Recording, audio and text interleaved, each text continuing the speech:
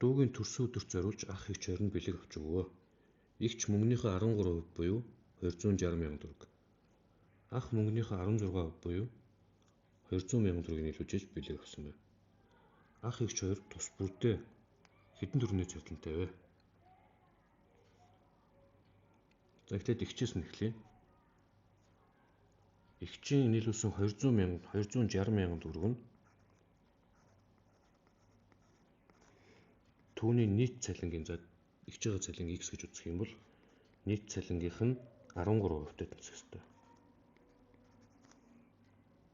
Тэгэхээр бид нар X-ийг олно гэдэг бол 260,000 төгрөгийг 100-аар үржүүлээд буцаад 13 төгрөг. За энэ бол 2 сая төгрөг гэж гарч ирэх юм байна. За эндээс юу гэсэн үг вэ гэхээр эгч бол 2 сая төгрөгийн цалинтай. За харин ахын 200,000 төгрөг гэдэг нь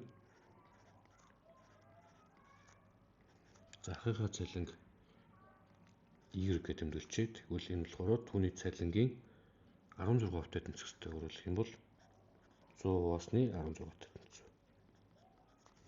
За эндээс Y гэдэг маань яаж орж ирэх вэ гэхээр 200,000-ыг 100-аар үржүүлээд 16 төгрөг гэсэн үг. За энийг бодох юм бол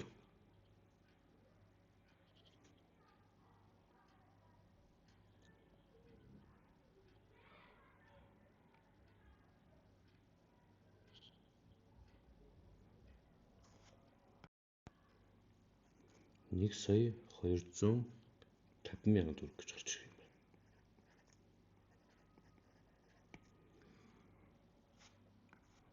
За энэ бол эгчийн цалин.